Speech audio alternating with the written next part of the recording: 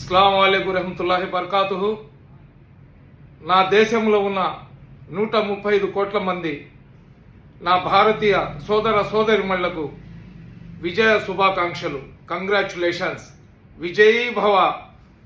సోదరులారా, పాకిస్తాన్ ముష్కరులు ఎవరైతే నా దేశంలో చొరబడి అన్యాయంగా అమాయకులైన 26 మందిని బలి తీసుకున్నారో దానికి ప్రతీకారం ఈరోజు నా భారత ప్రభుత్వం తీర్చుకుంది. ఒక సోదరుణ్ణి చంపేసిన తర్వాత తన భార్య, నా భర్త లేకుండా నేను ఉండలేను, నా సింధూరాన్ని తొలగించినావు, నన్ను కూడా చంపేయమంటే నువ్వు పోయి మోడీతో మాట్లాడుకోమని చెప్పి ఆ ముష్కరులు చెప్పినారు.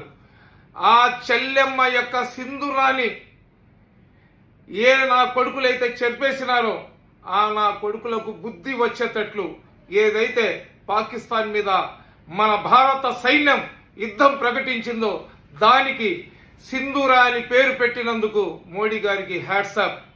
మోడీ గారు, భారతదేశం మొత్తం మీ తోడుంది. పాకిస్తాన్ నా కొడుకులు అదేవిధంగా ఏ దేశస్తులైనా కానీ భారతం వైపు తల ఎత్తి చూడాలన్నా కానీ, భారతదేశం వైపు చెడుగా ప్రవర్తించాలన్నా కానీ పిషాబ్ ఉచ్చపడేటట్లు చేసినందుకు హ్యాట్సాప్. భారతదేశ జవాన్లకు, నేవీ వాళ్లకు, అదేవిధంగా భారతదేశం ప్రజల మనసులో ఉన్న కోరిక ఏదైతే ఉందో దాన్ని తీర్చినందుకు నరేంద్ర మోడీ గారికి, అమిత్ షా గారికి మళ్ళీ ఇంకొకసారి నేను సలాం చేస్తున్నాను.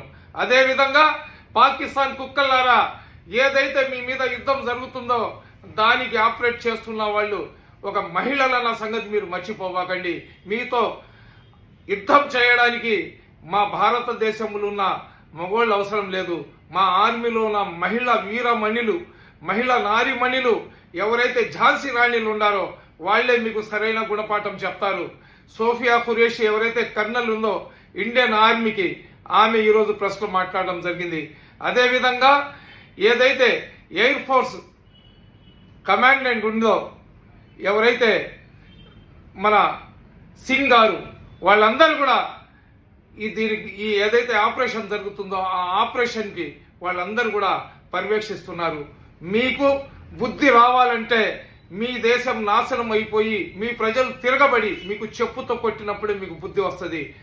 భారతదేశం శాంతిని కోరుకుంటుంది. అటువంటి భారతదేశాన్ని రెచ్చగొట్టి చావు దెబ్బ తిన్నా మీకు ఈ ప్రపంచంలోనే కాదు పైన అల్లా కూడా క్షమించాడు.